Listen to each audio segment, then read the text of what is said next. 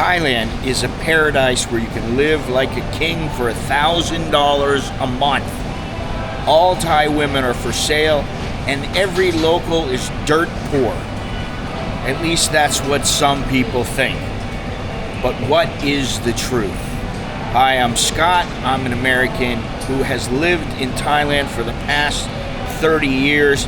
I've seen the myths, the misconceptions, and the straight up lies that people believe about this country. Today I'm breaking down the biggest myths about expat life in Thailand and giving you the reality. So let's get into it. Myth number one. Myth number one, Thailand is cheap. You can live like a king for $1,000. Now this used to be true maybe 20, 25 years ago, 30 years ago, when I first got here. Yeah, okay, you can live pretty good. But it's not true anymore. Thailand can be cheaper than the West for sure, but it depends on your lifestyle and what you are purchasing. Bangkok, Chiang Mai, Phuket, they are not dirt cheap anymore. Prices are rising. They're rising around the world, but they're also rising here in Thailand. Rent, food, entertainment, visas, it all adds up. Every little bit counts. If you want a nice condo, air conditioning, a social life, and the occasional trip around Southeast Asia or going back home or whatever it might be, $1,000 isn't gonna cut it, okay? Myth number two. All Thai women are for sale. Only if you look in the wrong place. The wrong places. This stereotype comes from guys who they really never leave the red light district. They come to Thailand, that's the first place they go, and then they never go anywhere else. The majority of Thai women have jobs, educations, and zero interest in being with foreigners for money. Some of them have kids, and so they don't concern themselves with foreigners. Some Thai women are more successful than the average expat. That's the truth. Sometimes they got so much more money than most people. So all Thais are not poor. If the women you only meet are from the bars, that's on you. And, you know, some of them, hey, maybe they make a good living, but a lot of them, they're getting by. You know, they're giving some money to their parents.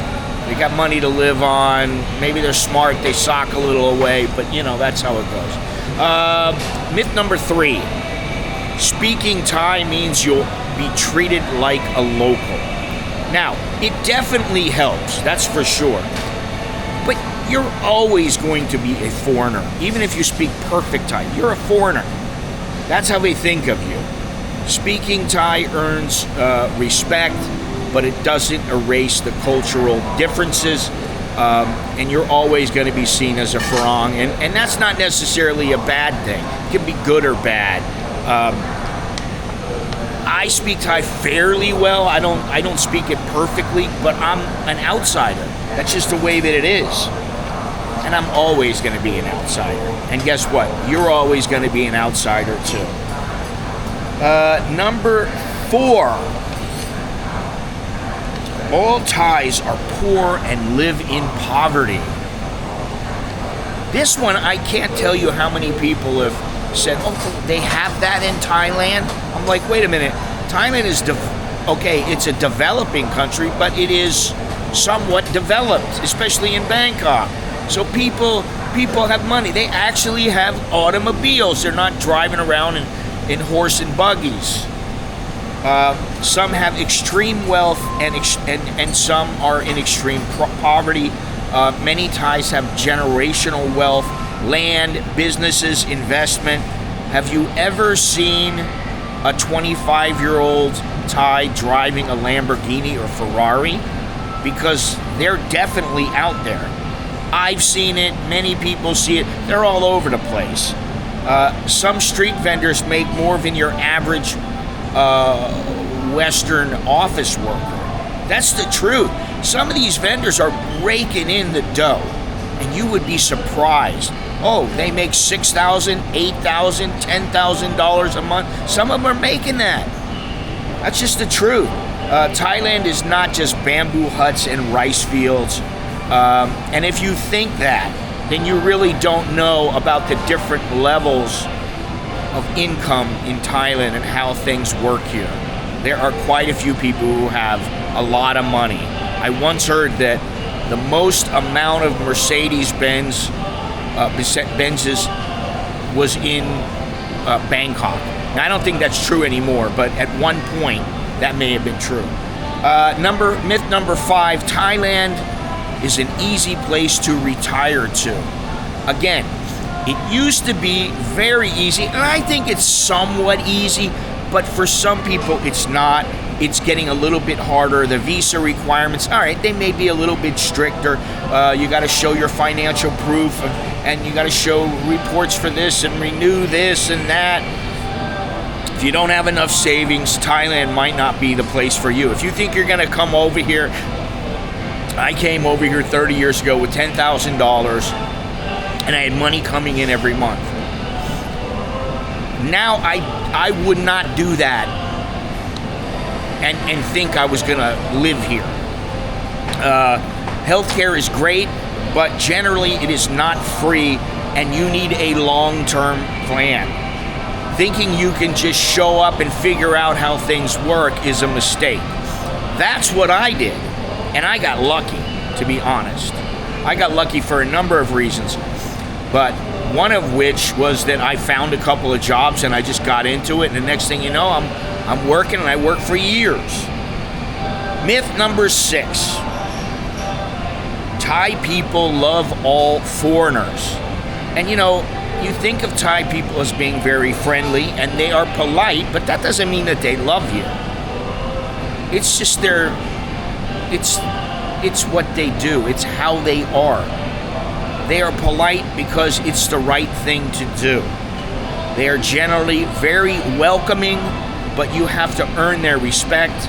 Some see foreigners as guests and others as nuisances, and some see foreigners as walking ATMs. That's the truth. If you act like you're entitled, you should expect to be ignored. If you respect the culture, then you should get respect back. And if you act like you own the place, you will learn fast that you do not. And all I can say is that, people around the world, they just run into people and they love them. They like them. They're best friends with them. They can talk to them. And sometimes you run into a guy and the guy's got a vibe that you don't like, or the woman, and you just don't like them. And that's the way it is in Thailand. All right, the last myth number 7. Dating in Thailand is a dream. And it really depends on what you're looking for. Short-term and long-term relationships are two very different things. Family expectations, cultural gaps, and financial realities, they all play a role in relationships. These long-term relationships. If you're dating a much younger woman, there are probably expectations. If you think a 22-year-old is with a 60-year-old for true love, I would think again. I don't think that happens very often. Most of the time, it's about what you can do for them, what kind of life you can provide for them, and can they move it on up and have a better life. At the end of the day, Thailand is not paradise and it's not hell. It's just another country. I wish people would understand that. Oh, it's paradise. No, it's not. Some places, they may seem like they're paradise. They provide a temporary respite from the outside world. But most of the time, you have to leave wherever you are, and you have to go back home, or you have to go wherever, and you think you're going to make someplace in Thailand your home, and it's going to be awesome. But to be honest, there are pros and cons in every country. The truth is, most people who fail here do so because they believe at least some of these myths. They come expecting a cheap, easy dream life, and reality hits them hard. Thailand is what you make of it. You're not going to run away from your problems most of the time. It's just not going to happen. You're going to need to put in a little bit of work, and you're going to need to change. I've changed immensely since I came here. I can't tell you how much I've changed since I came here. And I would say change for the better. But anyway, if you found this video useful, please hit like, subscribe, click the notification bell. Let me know in the comments what you think, what your biggest myth is, whether you agree with me, disagree with me, and what you believed about Thailand before you came here, whether it's as a tourist or an expat. So, and if you have any problems, send me an email, AnAmericanInBangkok@gmail.com. If you need a consultation, let me know. I'll be here. But that's all I have for now. I am Scott. I'm an American in Bangkok. Till next time, Chok Di Leo Jerken Mai. That's good luck and see you later. Thanks for watching and take care.